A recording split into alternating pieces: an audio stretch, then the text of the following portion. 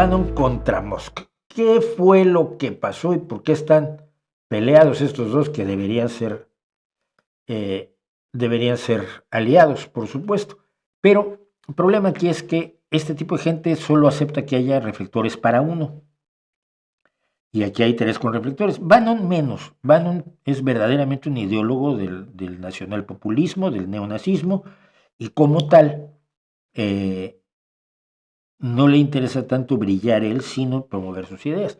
Es decir, mucha gente no sabe quién es Steve Bannon. Él encabeza algo que se conoce como el movimiento. No es que yo diga que hay una conspiración, no, es que él la tiene.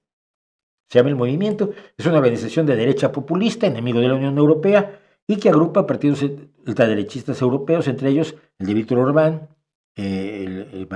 está con él Matteo Salvini, Geert Wilders, el holandés, Nigel Farage, el británico, el que promovió el Brexit, que ha sido la más grande tragedia para el Reino Unido, creo que desde que llegó Guillermo el Conquistador.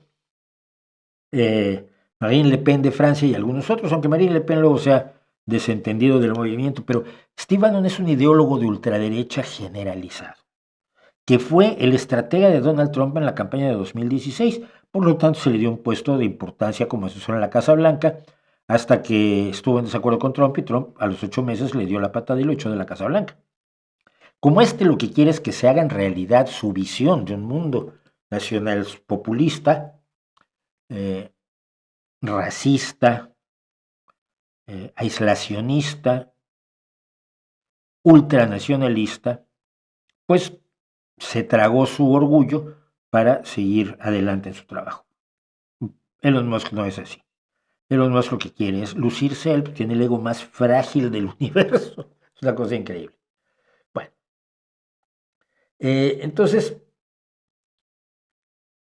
el conflicto fundamental se dio entre precisamente la parte nacional del nacionalpopulismo de Steve Bannon y la visión de Elon Musk, que es el uso de las visas H1B para llevar gente de gran interés profesional de todo el mundo a trabajar en Estados Unidos. Lo que dice Steve Bannon es que las visas H1B le dan a extranjeros malévolos y terribles el trabajo que deberían ejercer los estadounidenses. O sea, toda inmigración le quita trabajo a los estadounidenses. Esta es la teoría de Steve Bannon, que por supuesto es fácilmente demostrable que es más falsa que un dólar anaranjado con la cara de Donald Trump. Pero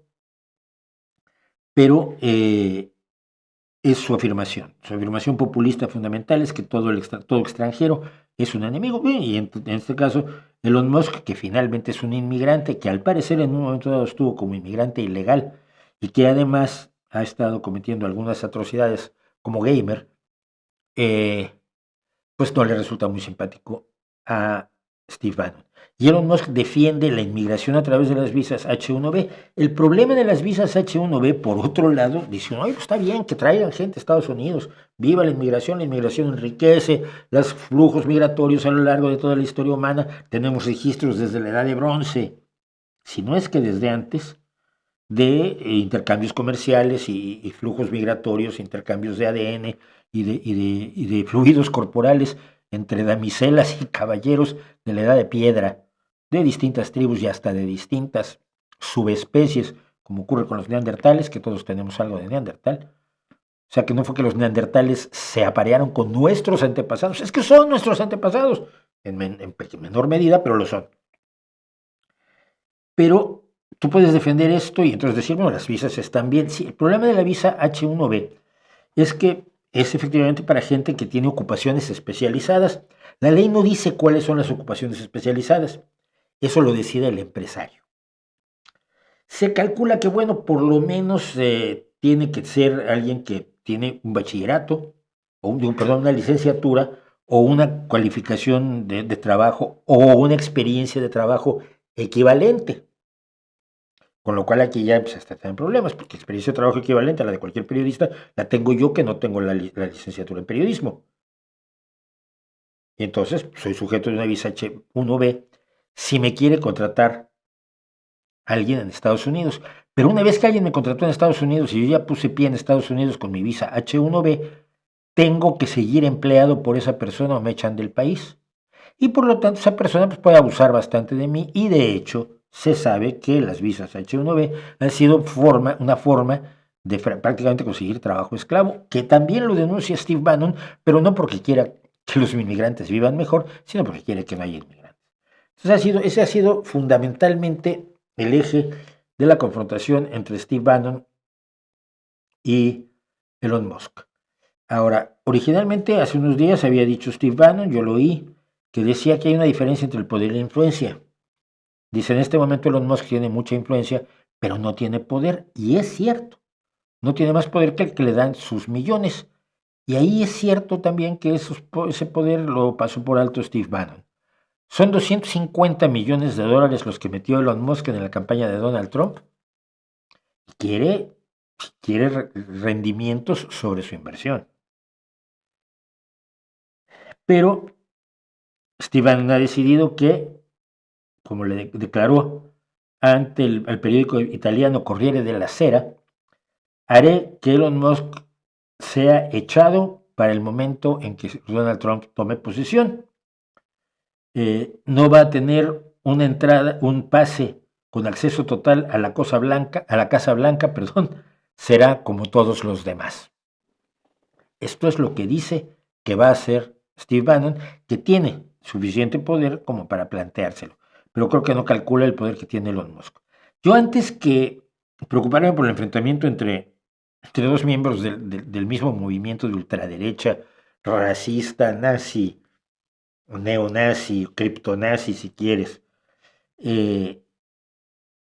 ultranacionalista y basado fundamentalmente en el odio, no en el cariño ni a una idea ni a un grupo de personas, sino en el odio a los otros.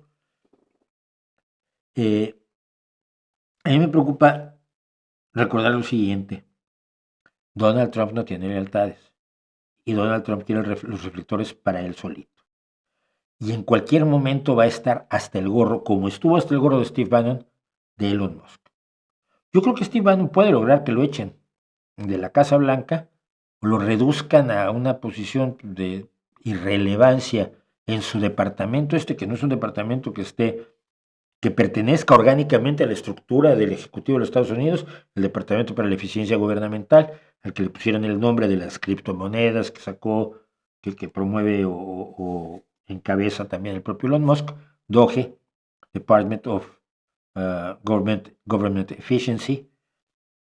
Pero cuando creen el departamento y le pongan las oficinas, igual se las ponen en Wichita Falls o en Arizona y no va a estar dando lata en la Casa Blanca. ¿Qué puede hacer Elon Musk ante un desaire así? Parece interesante averiguarlo porque es un hombre que está acostumbrado a salirse con la suya, excepto en el reconocimiento como persona. Vuelvo a decir que tiene un ego enormemente frágil. Cuando la gente se burla de él, lo lleva peor que Donald Trump, que ya es decir, cuando hubo burlas por su robot o burlas por cuando el día que estaba baila muy mal, de modo, ¿no? Algunos no somos Fred Astaire, pero lo toma tremendamente mal y es un tipo vengativo. Entonces yo creo que el problema de Elon Musk es sobre todo con el ego de Donald Trump. Un ego frágil que quiere validación tan intensamente como la quiere Elon Musk y un ego tan inmenso como el de Donald Trump no pueden convivir en ser compañeros de piso, creo yo. No lo sé. Así que pues esa es la guerra que se da finalmente en el seno de MAGA, Make America Great Again, que no creo que sea posible.